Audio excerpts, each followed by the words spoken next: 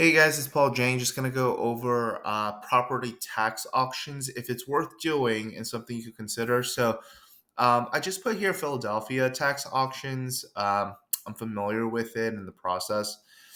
Um, they recently changed things because of COVID, and it seems like they've put it online. But I'll tell you kind of the overall process. So before COVID, essentially, you had to go to the city. There would be a separate room where they'll have basically a live auction. There'll be 30 to 50 people.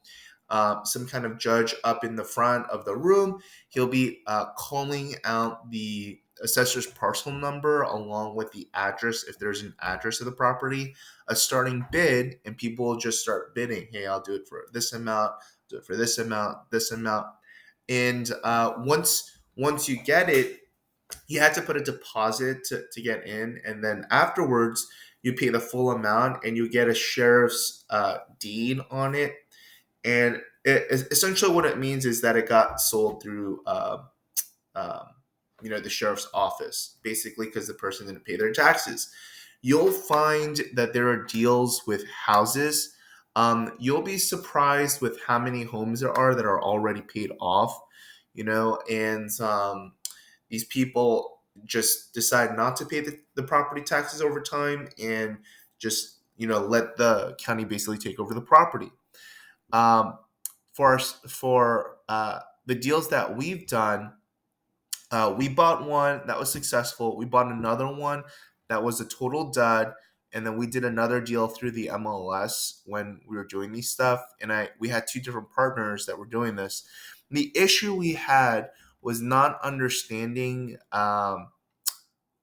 parcel numbers. So like now that I'm like really inland, it's like my goodness, how did we not know? But uh, let me just go over here and I'll show you some stuff. So this is it's November 22nd, 2022, and they've switched it on to an online format.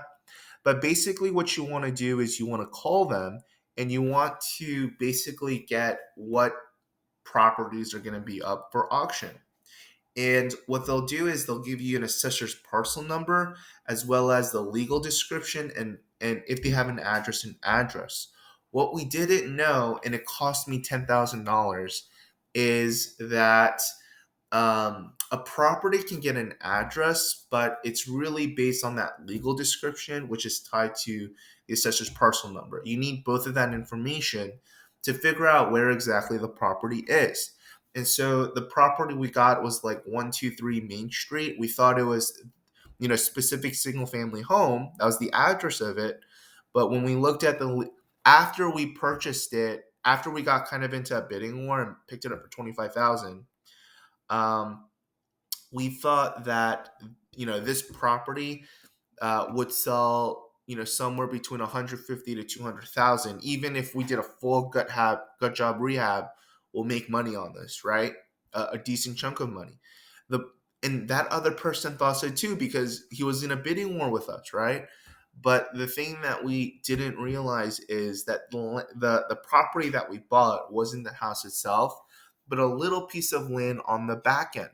Okay, so uh, conclusion here, like these people make no warranties, right? Like there's no time to do like major due diligence. You can't go inside the house. You might see it if there's land and stuff, but you technically can't like just go to the property. And you're buying things sight unseen, so you're taking those risks into consideration before you're buying it, right? And they make no promises on anything, right? They'll clear any kind of debt or any like situation because taxes take first priority. So if there's anything that had to be, if there's liens or whatever, basically they'll wipe it out. Unless there's like some special circumstances. So you're getting this property free and clear, but they're making no guarantees on if you got the property that you think you got, right? And that's really important. There's tools out there that you can kind of use. So if you get the assessor's parcel number, so like the places that I use is MapRight. So look, so MapRight is a really good place. There's a lot of 10 years ago, there weren't all these different tools, and maybe there were. I just didn't know about it.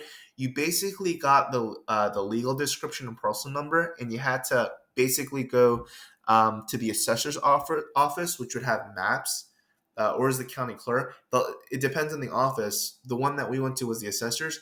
They'll have maps and they'll lay out which property it is. But now with like software out here, like MapRight, you can create a map, choose what state and county it is, and you could input where exactly this property is, right? So software out there has become a lot more robust. So as long as you double check on the property itself and make sure it is what it is. So like this could be like misleading. So like let's see if there's a 123 Main Street. I'm sure there is. uh oh, this is New York. Let me see here. Oh, let's just click on New York. So here's this property. Okay. This is put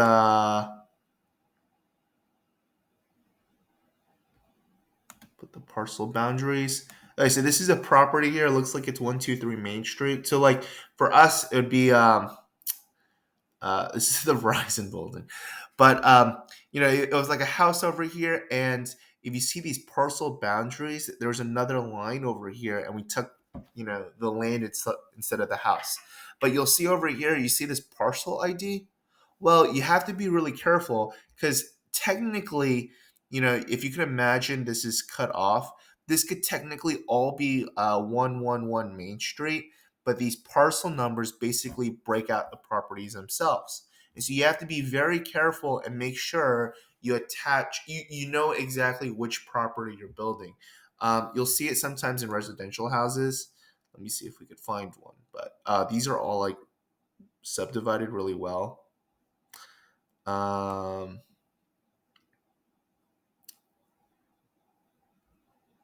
okay, look. Okay, so like right over here, you could see here we have Shane and Marvin, and then uh, if you could just imagine that they broke this off over here, right? Let's say that this property over here was owned by the Marvin family. They called it, what's this address here? 18 Harmon Street. See, like this isn't a regular property.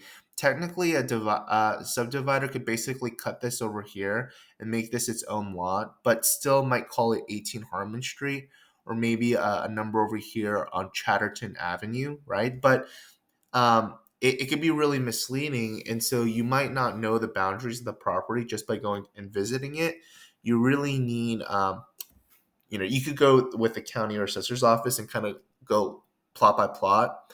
But really, if you have some kind of software, it'll basically break this up for you. So MapRight is one. Another one is Parcel Fact is another one. I think they combined it and increased the price a little bit. Let me see the pricing here.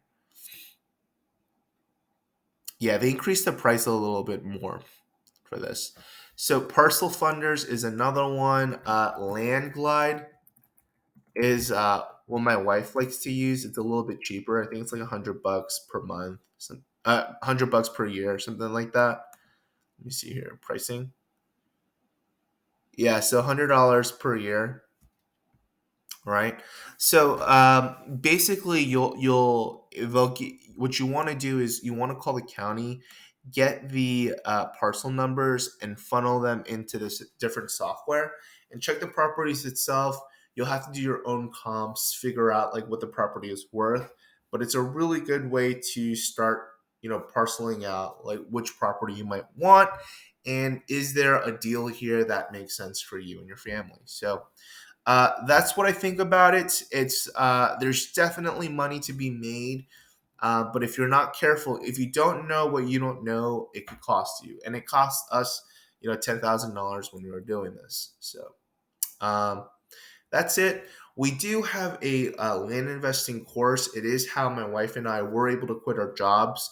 We basically bought land for cheap and then resold it, uh, for a higher amount. But the bread and butter were these owner financing deals that brought passive income, recurring income. they would pay us a monthly amount, and it started stacking up, and we're able to quit our jobs. If you're interested in that, check that out in the description below. Otherwise, subscribe and like this channel. I really appreciate it. Have a good one.